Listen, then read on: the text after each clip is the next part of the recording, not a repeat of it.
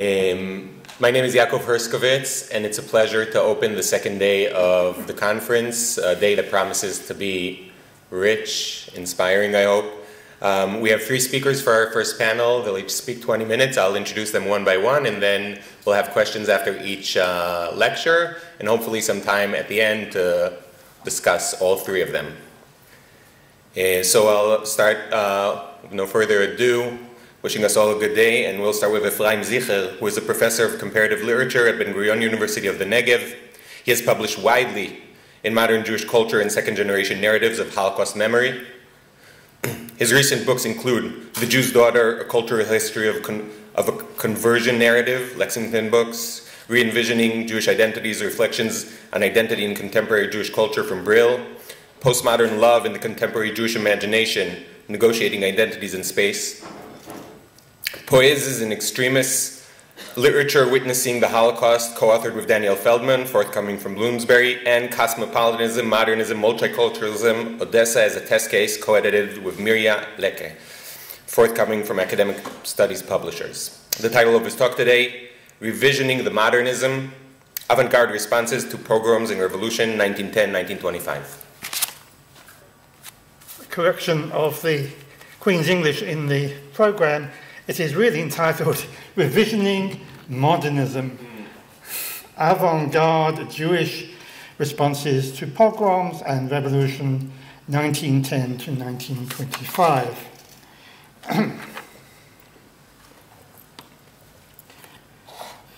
This lecture looks at modernist responses to pogroms and revolution in the work of Jewish artists and writers in Eastern Europe, who challenge the conventional boundaries between the textual and the visual in order to confront the violence of modernity.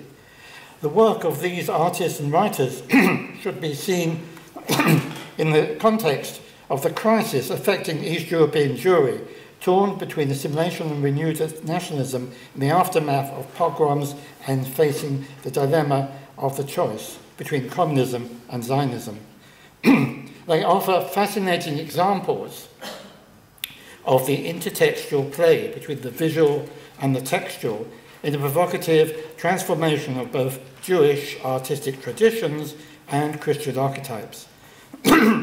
Particularly controversial was the use of the crucifix or of Jesus as a pogrom victim, which I have discussed elsewhere. Briefly, if the Jesus figure served previously as a palimpsest of a modern Jewish identity that was at once universal and particular, the violence of pogroms and renewed blood libels at the beginning of the 20th century made the figure of Jesus a suffering Jew. For example, in the most notorious example, Orisvi Greenberg's Orisvi vor Selim, Ormsvi Before the Cross, published in Greenberg's Berlin journal, Albatross, in 1922. You have this in your handout, and the chairman is signaling to me that I cannot read it all and discuss it. But notice just how Orisvi, who in the original publication shows the text typographically in the form of a cross, calls Jesus mind broader. Right? This is just immediately after the massive massacres of Jews in Ukraine and South Russia. The Jew is talking back to Jesus, to Christian anti-Semitism. The crucifixion becomes a contemporary Jewish experience of rage against Christians. The repudiation of the past, which characterized the first phase of Cleistra, necessarily changed the concept of martyrology to a typically avant-garde subversion. And we can perhaps discuss later a theme that I think is running through this conference. Are we talking about Yiddish modernism or modernism in Yiddish?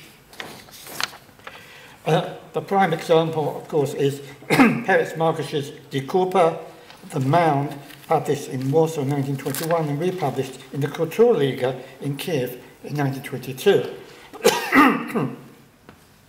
And again, you have that in your handouts. And time does not allow me, the chairman does not allow me to read it all, but I'm going to come back to the cover design that you have there. Also, again, notice how Malkish is using traditional concepts of sacrifice, the chaylev, in a very modernist way.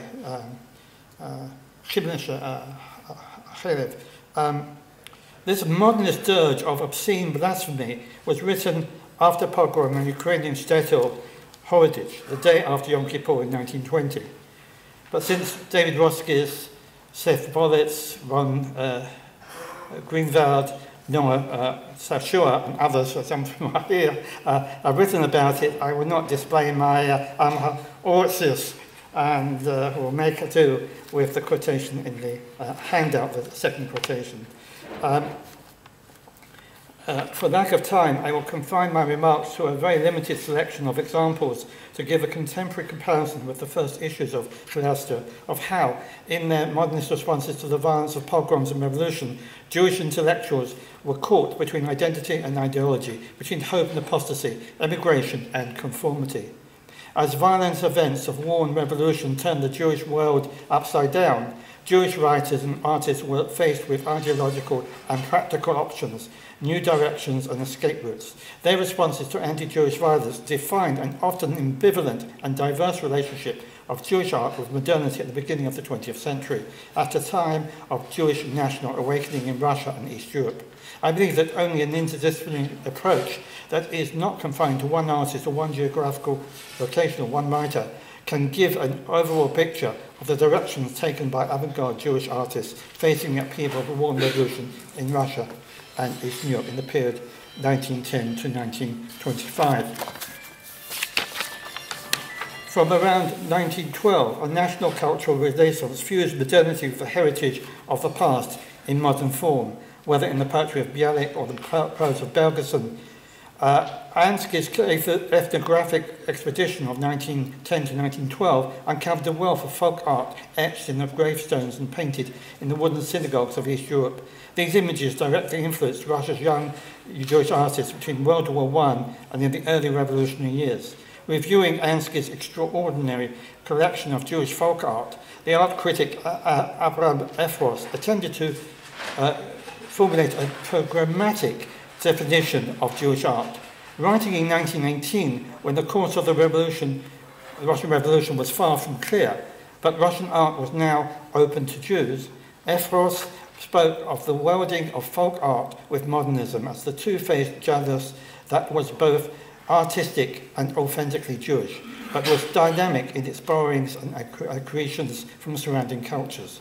Issachar Ber-Ribek, Eli Lisitsky, and Solomon Yudovin incorporated folk art motifs into their book illustrations and their own work, deconstructing in modernist form the Jewish cemetery and shtetl awaiting redemption in the topsy-turvy world.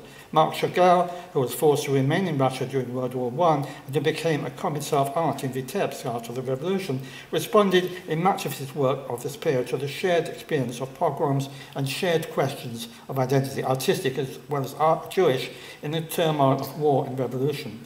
The February Revolution in 1917 released Jews from 2 centuries of restrictions, while the Balfour Declaration of November 1917 provided a new hope for the fulfillment of ancient prophecies of the return to the ancestral homeland. However, the Bolshevik coup, the same month as the Balfour Declaration, that is October in the old calendar, spelled further disaster for the Jewish shtetl, following wholesale expulsion and destruction in the First World War, while the pogroms of 1918-1920 brought further death and destruction in the former Palace settlement. The stringencies of war communism, the edicts against Jewish communal organisation, and the forcing of Zionist activity underground destroyed existing economic and political structures, replacing them with devastation. Yet, with hope for a new order, totally different from traditional Jewish society.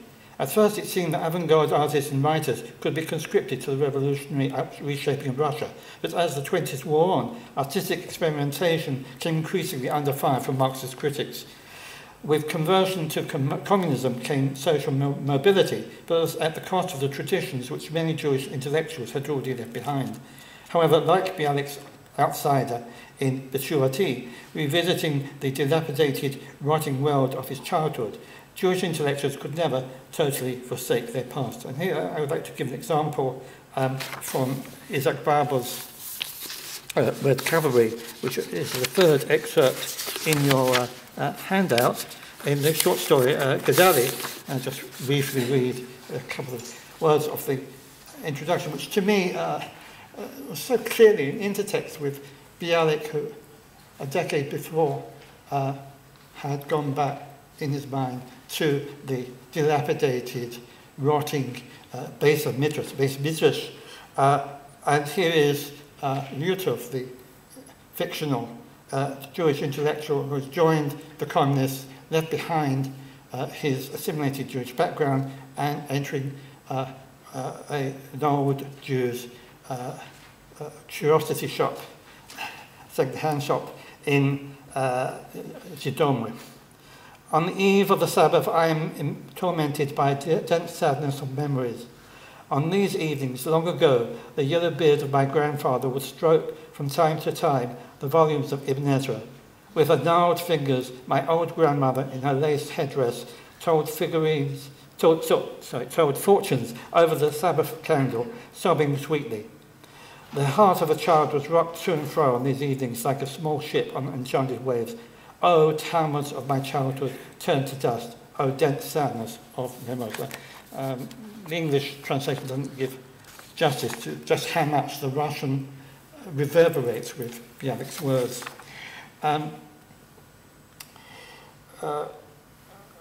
The dilemma facing the narrator in Isaac Barber's Red Cavalry stories was not uncommon.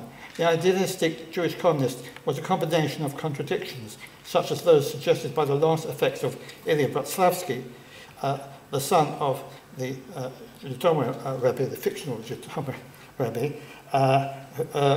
and clearly a reference to Nachman of Bratislav, who didn't have a son, of course. And he dies on the narrator's train at the end of Red Cavalry, and that is quote B in your handout. I'm actually going to start reading from the previous page. It is, it should be the last page of your handout, on the left-hand column. Here everything was dumped together. He's giving a kind of synecdoche of the mixed identity of the Jewish intellectual who has fought for the communists. Here everything was dumped together, the wants of the agitator, and the commemorative booklets of the Jewish poet. Portraits of Lenin and Maimonides lay side by side. Lenin's notebook, nodular skull, and the tarnished silk of the portraits of Maimonides. A strand of female hair had been placed in the book of the resolutions of the Sixth Party Congress, and in the margins of communist leaflets swarmed crooked lines of ancient Hebrew verse. In a sad and meagre rain they fell on me, pages of the Song of Songs and revolver cartridges. The sad rain of sunset bathed my hair, and I said to the youth who was dying in the corner on a torn mattress, 4 months ago on a Friday evening, Gedali, the junk dealer, brought me to your father, Rabbi Motala. But you were not at the party then, Bratislavsky. I was in the party then, the boy replied, scratching his chest with writhing fever, but I couldn't leave my mother. And now, Ilya, in a revolution, a mother is a minus episode, he whispered. My letter came up, the letter B, and the organisation sent me away to the front. And so we see this rather strange idea that the son of the Bratislava Rebbe, of course not the real Bratislava Rebbe, Bratislavsky, is inserting all his Jewish parts, his ancient Jewish texts of Rambam and Hebrew poetry into this new zeal for communism, which will bring redemption to the world. A very ironical ending, of course, to the first edition of Red Cavalry in 1926. In the Hebrew prophet's vision of the Messianic age, the dead were to be resurrected in a world free of war and bloodshed. And that's the Cossacks of the okay. In Chagall's cemetery gates of 1917, the prophecy of the dry bones of Chagall, inscribed on the gates, must be understood ironically. The promised redemption has not yet come, and the dead Jews have not been resurrected, nor have Jews been brought to their land. A heavy cloud hangs over the burial ground of Russian Jewry. Both Chagall and Barber use artistic language to depict a barely recognizable carnivalized world turned upside down by pogrom and revolution, as Chagall depicted in his later Revolution of 1937, a world in which the Jewish intellectual found himself uprooted and homeless, caught between conflicting values and loyalties. The carnival circus theme in both Bar-Ilan and Chagall come to mind here. In Chagall's case, we can recognize the Purenspiel, as well as the general influence of the Commedia dell'arte and Yevgenyev's innovations in the theatre. Look at how Chagall portrays Ephros carrying him like a holy infant into the modernist and Jewish space of the Moscow State Jewish Theatre. The secularization of Jewish tradition in the depiction of such Purim carnival scenes in Chagall's early work, and later in his own heretical murals for the Moscow Jewish Theatre, look forward to a new Jewish modernism, blending the old and the new. But in retrospect, they carry a foreboding of destruction.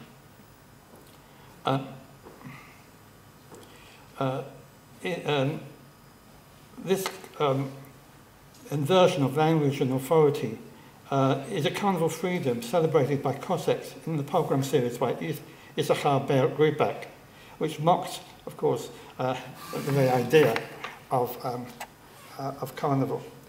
A Jew is partly bound, partly crucified over an open Torah scroll, which is desecrated by rampaging Cossack horsemen.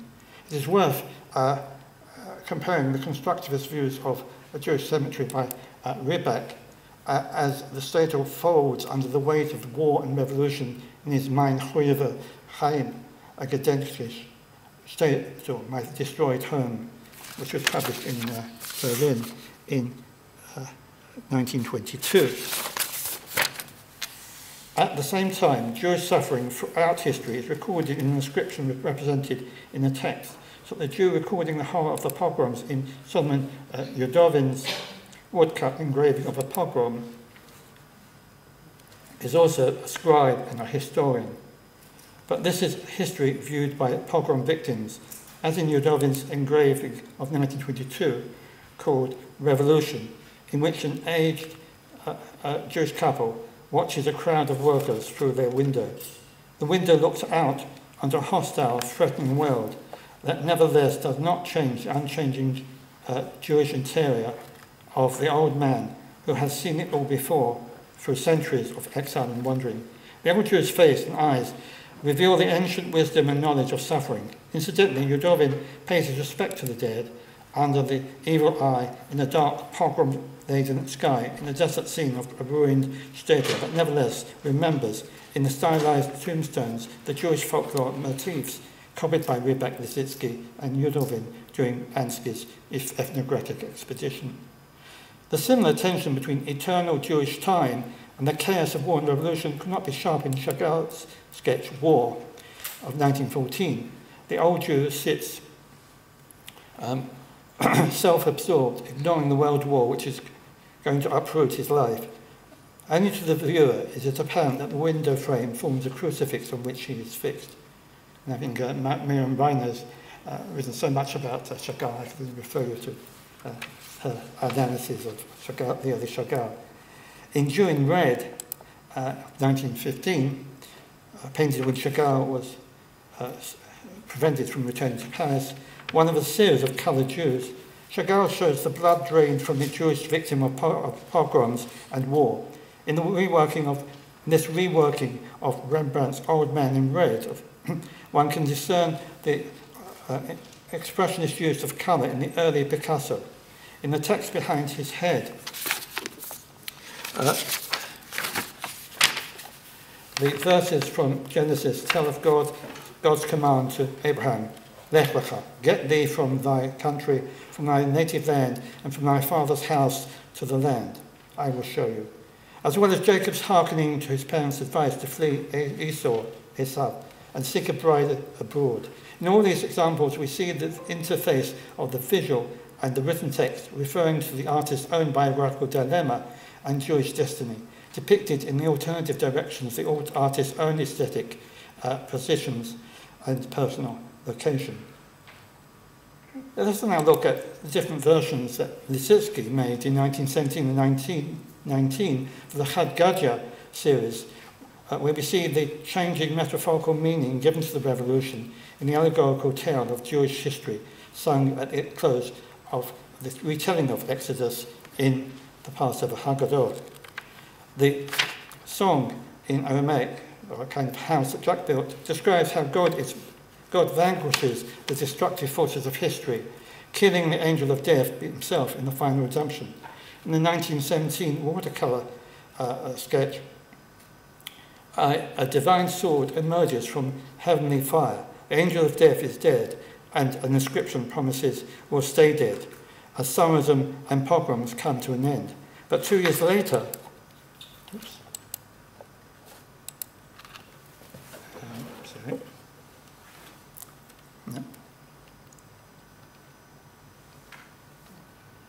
But 2 years later, in a constructivist revamping of the drawing, the hand of God, represented by a Kabbalistic eye, as you can see in the slide,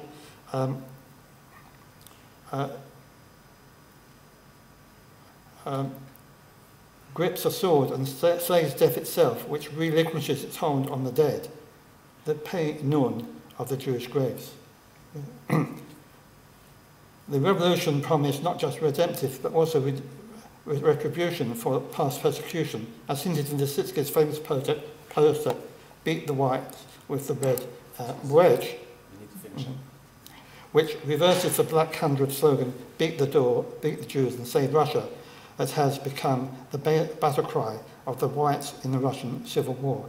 The idea of replacing Beat Jesus, Beat the Jews, with the Bielich, Beat the Whites, was suggested to Lissitzky by Ilya Ehrenburg, who had himself narrowly escaped from the hands of the anti-Semitic whites. The constructive design which breaks the circle of history can be seen, Greenwald has suggested in Tchaikov's cover design for Markish's De Cooper, which you have in your handout. I'm going to skip the next 50 pages of my lecture and come to a conclusion. I was going to say something more about Lissitzky and his cooperation with Ilya Ehrenburg, but we can leave that for discussion. And I will just conclude.